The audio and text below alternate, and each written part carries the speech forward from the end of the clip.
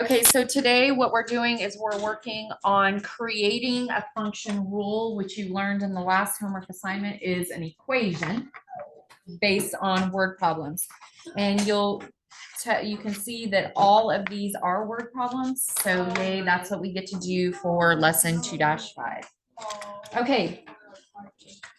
So when you're working with word problems, it's really important to understand the problem. If you're reading and you're just picking out words and numbers, then you're not going to know what to do with them unless you know what is going on in the problem. Put yourself in it, try to figure it out. If that means that you have to read it 3, 4, or 5 times, read it 3, 4, or 5 times until you understand it. Okay, we're going to do some boxing and some underlining, some circling. We're going to rewrite some of the word problems in a shortened phrase, and then we're going to try to create our equation from that. Okay, here are some keywords that I think most of you know, but they're there just in case. And then when you're finished with your equation, you want to see if it is reasonable. Does it make sense? If you were to plug a number into the independent variable and check your independent or your dependent variable, would that make sense in relation to the problem? Okay, so let's go ahead and get started on this. We're going to start with example 1. You can estimate the temperature by counting the number of chirps of the snowy tree cricket. Interesting. That's true though.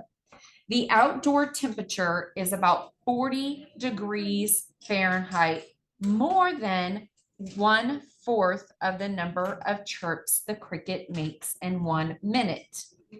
What is a linear function rule equation that represents the situation? And you probably noticed how I read that very slowly, because this isn't the type of situation that I'm going to easily understand at first. So I want to read it slow, try to take in what I'm reading as I'm reading it.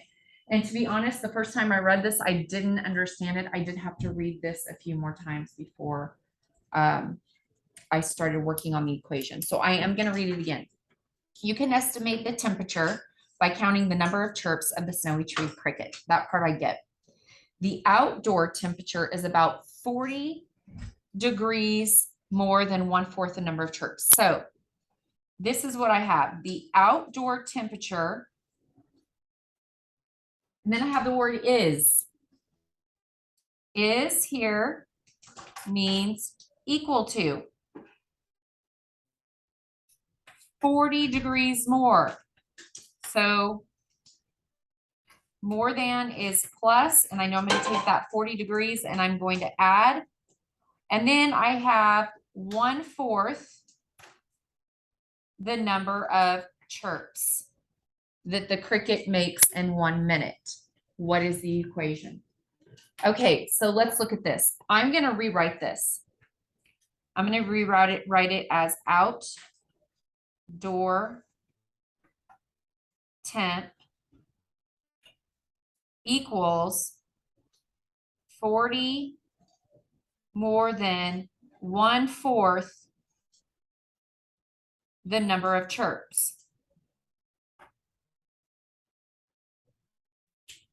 Okay, so in this equation, it was written right out there for you.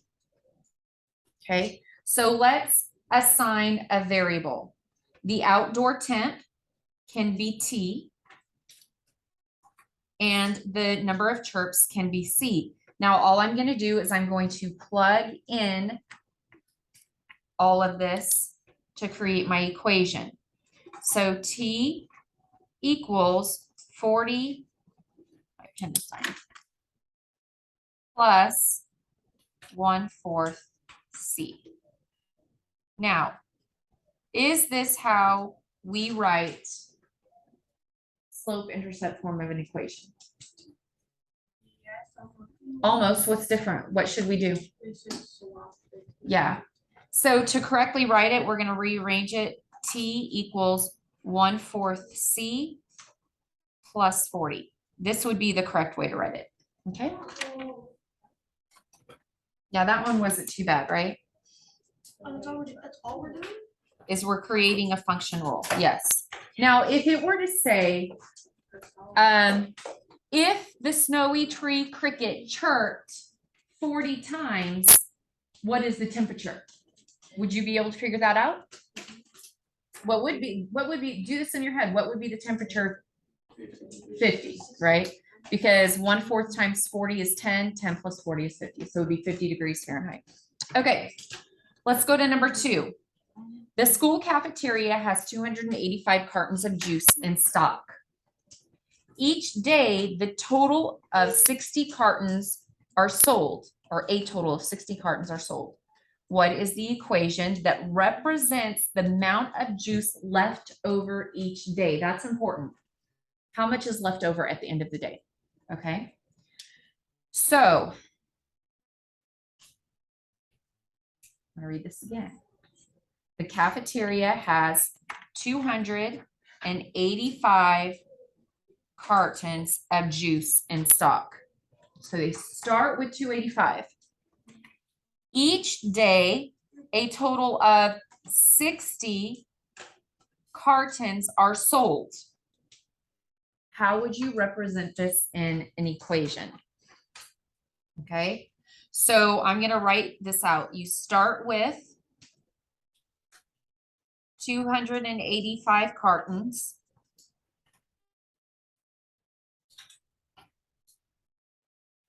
And each day, oops, I forgot my and. Each day you sell 60 cartons. Now, this, when I write it out, you may be thinking, oh, well, that's the same sentence that was up there. But as I write it, I'm thinking about it and it becomes more clear as to what is actually happening. Okay, so that's why sometimes I'll write it out.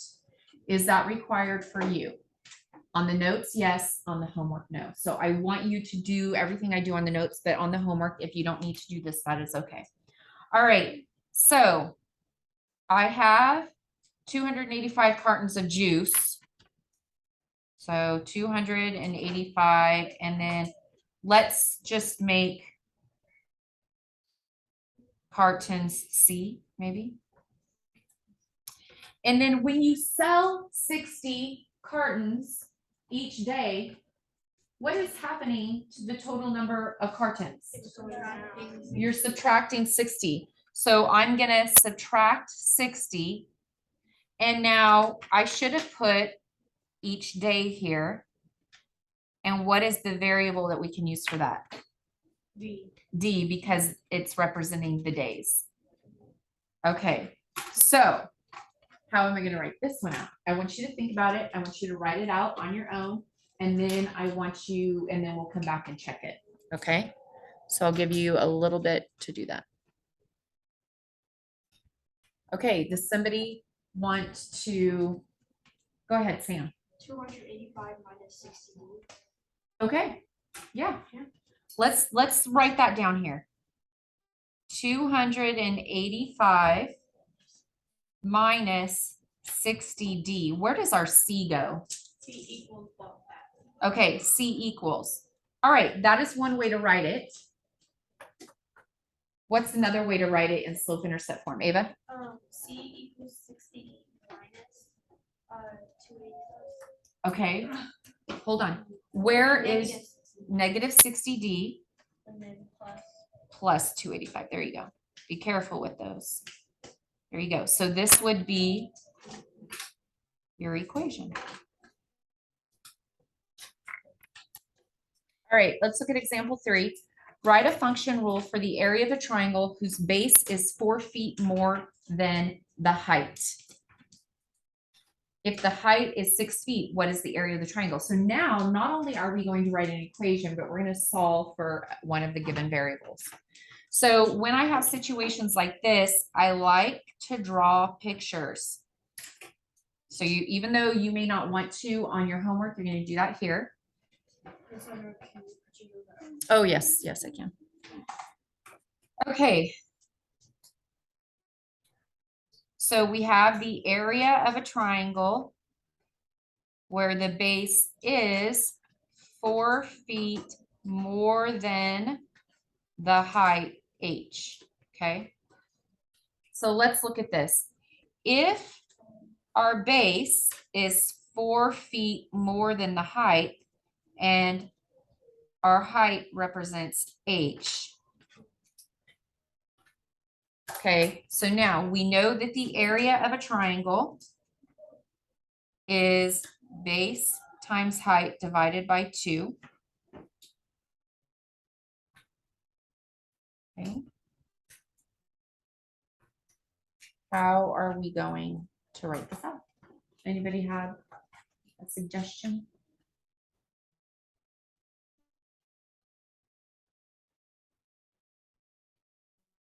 Grace, do you want to try it?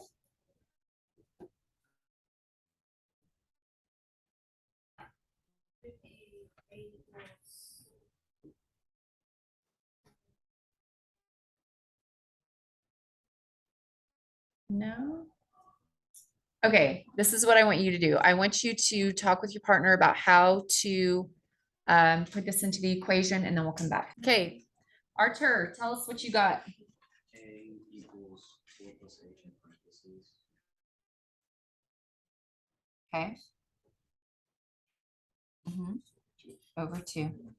So all you did was you took this base, 4 plus h, and you plugged it in here, and then you took the h, and even though it's already there, you plugged it in.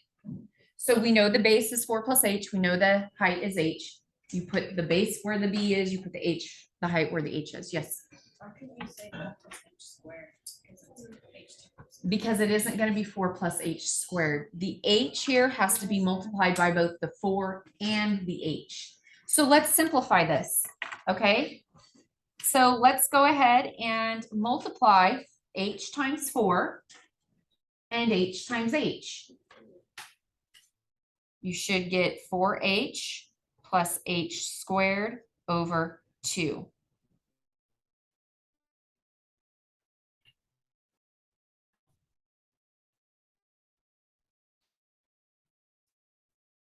Okay. This is a little bit interesting. Now with this information, so this is your area, this is what your area would look like. You can now plug in, so this is your formula right here. You can now plug in 6 to figure out what the area of the triangle is. Okay, does that make sense? This is your formula. All right, so go ahead and plug the 6 in and solve for the area. Okay, so you should have gotten the area equals 30 feet squared.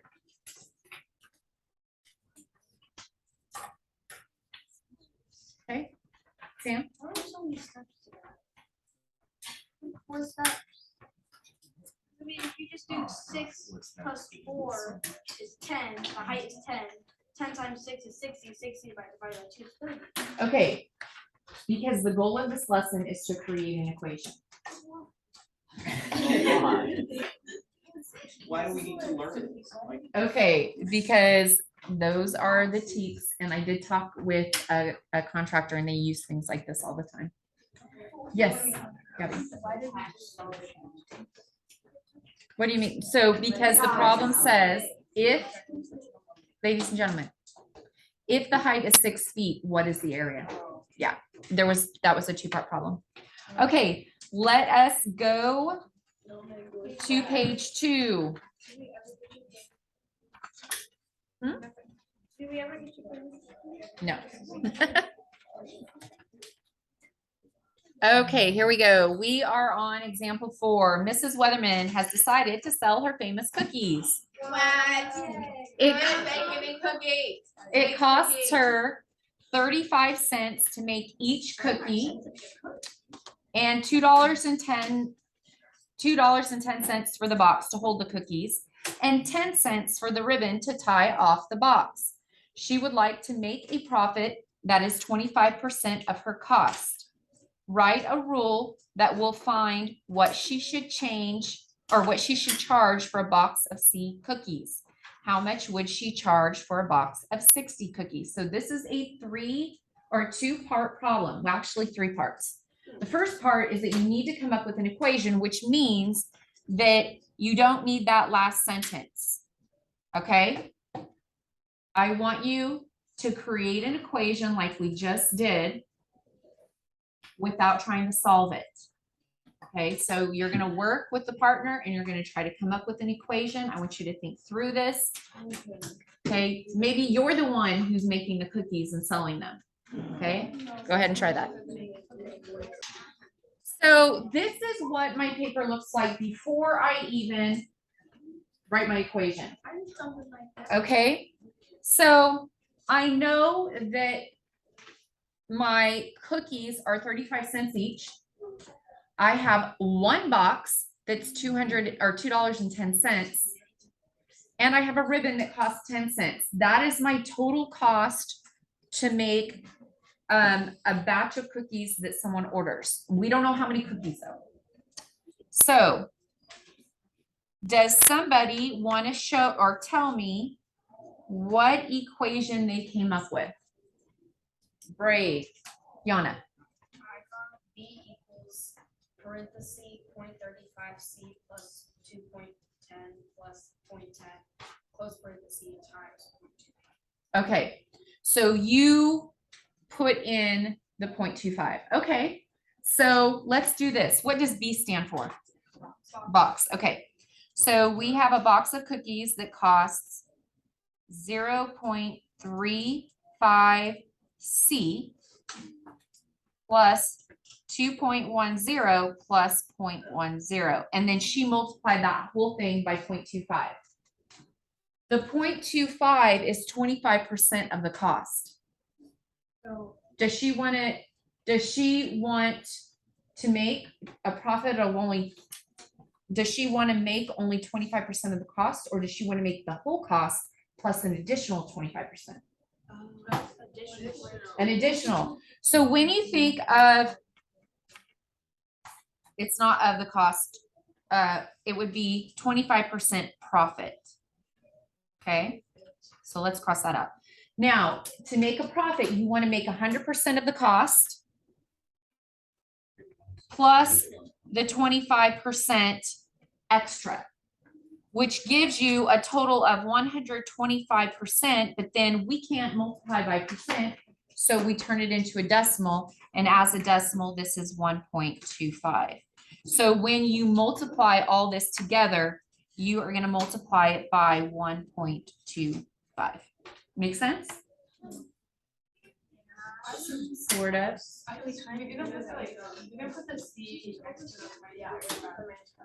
Okay, but do you understand why it should be there? So we're not going to just sell one cookie in a box. Well, I guess you could, but I mean, what if they want 5 cookies? You know what I mean? So you're going to have to multiply 35 cents times the 5. Okay, now what I want you to do, so this is our equation right here, but I want you to take this equation and answer the second part of the problem. How much would she charge if somebody purchased 60 cookies? Okay, so go ahead and solve the equation for that. Okay, so this is what you should have gotten after you did all that math without a calculator. Oh, really? It's more time efficient and more accurate.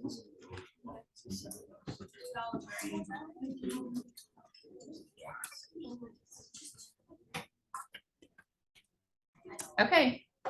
Any questions on that one?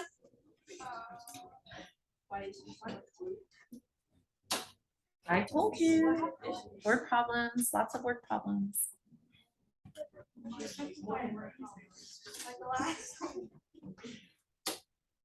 Because we're going to move on to example 5. Okay. A concert seating plan is shown below. Reserved seating is sold out. So this seating has already been sold out. Total revenue from ticket sales will depend on the number of general seating tickets sold. Write a linear function rule to represent this situation. What is the maximum possible revenue? So we're gonna ignore this question right here and we're gonna create our equation, okay? So let's look at this. We know that reserved seating is sold out and they tell us that each seat is $25 and there are 10 rows of 12, which is 120, okay? So if we wanted to know how much was sold here, what would we have to do? Grace? Well, I'm saying what is the process that we would have to do?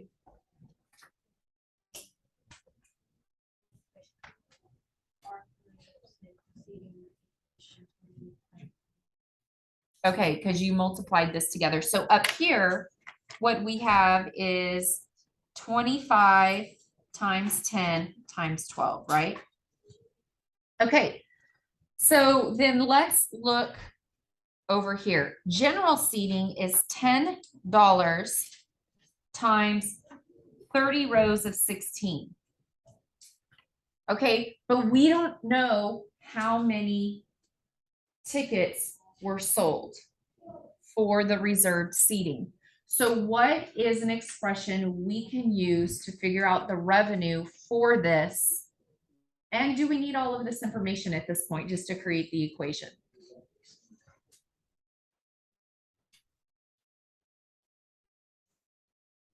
So we're trying to figure out the total revenue.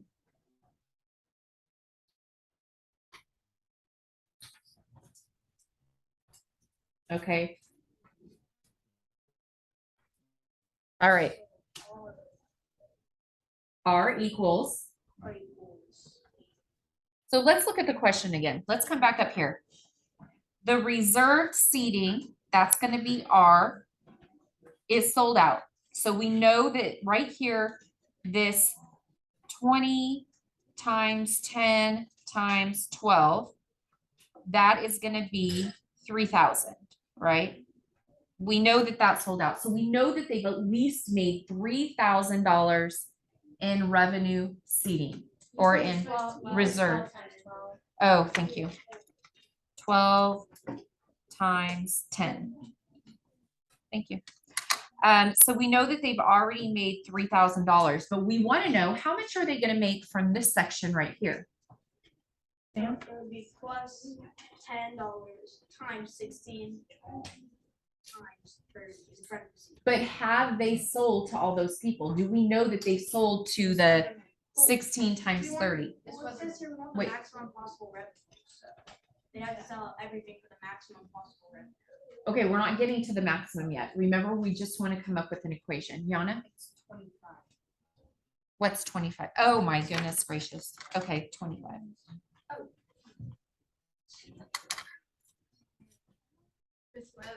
I know, I'm sorry. So what is the expression we can use if we don't know how many seats that were sold in the general seating section? Oh, I said revenue earlier, it's reserved. So in the general. Yes, So then it'd be 10 times X. 10 times X, okay. Or 10, I'm gonna put 10 times G for general seating. So this right here is our equation, okay? And let's flip it around and make it slope intercept. We need to get in the habit of doing that for future lessons. So this is our equation. Oh yeah, I'm sorry. Now with that, you should be able to figure out what the maximum capacity is if they fill up all of these seats. Okay, so I'm going to give you a minute to figure that out. All right, and then we'll come back and check our answers.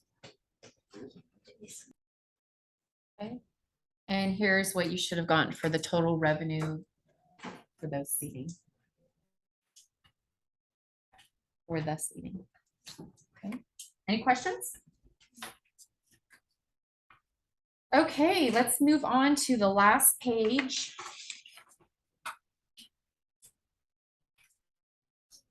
All right, so these, except for example 8, you may need a little bit of help with that, but 6 and 7, you should be able to figure out on your own. So I want you to work through these. I'll read 6 with you. Gabby? Oops.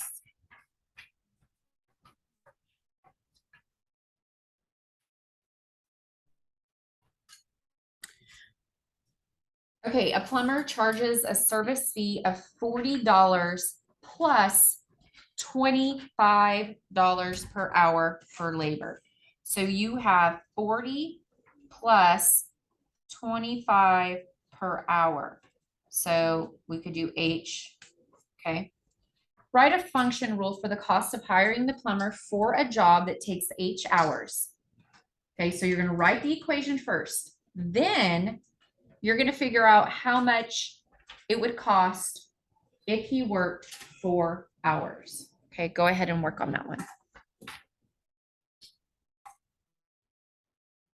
Okay, so this is example 6, the equation and the charge for 4 hours. Okay.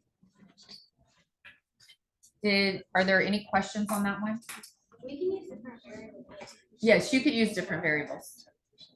Okay, so now let's look at example 7. Write a function rule for the area of a rectangle whose length is 5 more than its width. Okay, so, oops, I did this one wrong over here. So I created my little rectangle, and we know that the width is one amount, and we know that the length is 5 more than the width. So all we have to do is place these into the equation and solve. And you're gonna get you're gonna get a rough equation, then you can figure out what the area is with the width that is 9 feet. Now, some of you are thinking, oh, I can figure that out without even doing any of the math. Yes, I understand that, but remember, we're making sure you understand how to do the equations and how to solve with those equations. So this would end up being the area equals the length times the width. Very similar to another problem we just did. So when we multiply out that W, we get W squared plus 5W. Okay, so this would be your equation. Okay. All right. Then when you use the equation to solve the second part of the problem, you get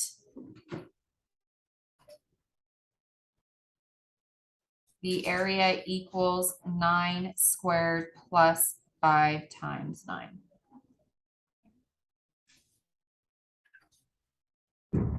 Don't you have to put the 5W first in the answer because if we're doing it like the slope-intercept equation? Okay, this is not a slope-intercept equation, and when we get to quadratics, you're gonna see that you order them from the highest degree to lowest degree. So this is a degree of 2, this is a degree of 1. Okay. Okay, does it matter right now? No, it doesn't matter right now. So 81 plus 45 is 126 feet squared. Don't forget your units. Okay. All right.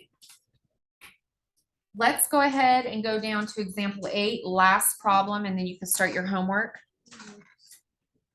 So a cell phone company charges a fee of $50 per month plus an additional 10 cents for every minute of cell phone usage. Write a linear function to represent the total cost. So in this portion, we're just writing the equation. So let's look at this. The cell phone company charges a fee of $50 per month. Okay. And then 10 cents for every minute. Write a linear function to represent the total cost per month. So we just want 1 month. Okay. So this per month up here, we're not going to have a variable with it because we're just looking at it for 1 month. So you would basically be multiplying 50 times 1. We don't need to do that. So Did anybody come up with an equation for this? Colby? C equals 10 cents. M's and then plus 50. Good. That's exactly what I came up with too. Okay. So it's a $50 fee every month plus 10 cents per minute that they're on the phone. Okay. Total cost. But you don't have to use that variable. You can use whatever one you want. You don't even have to use the variable M. Now let's go down to the second portion. Suppose Celia was mischarged for her bill last month, and a 7% surcharge was mistakenly added to her bill. How will the linear function change to show this surcharge? Now, a surcharge is an extra charge. Okay, Gory? So would you put that same problem in parentheses and then add times 1.07? Yes. What were you?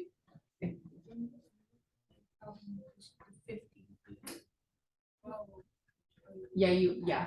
So they basically, so say that they used 10 minutes, that would be $1 plus 50, that's $51, and then they surcharge the whole thing. So she's saying that you would take and you would multiply by 1.07. Now, let's look at this really quick. We have a total of 100% of the bill plus a 7% surcharge gives us 107%. So be careful that when you don't do the math, that you wouldn't put 1.7 because that's a common mistake. So then you would move your decimal over twice to get 1.07. Okay. So your whole equation is going to be multiplied by 1.07. All right. That concludes lesson 2-5.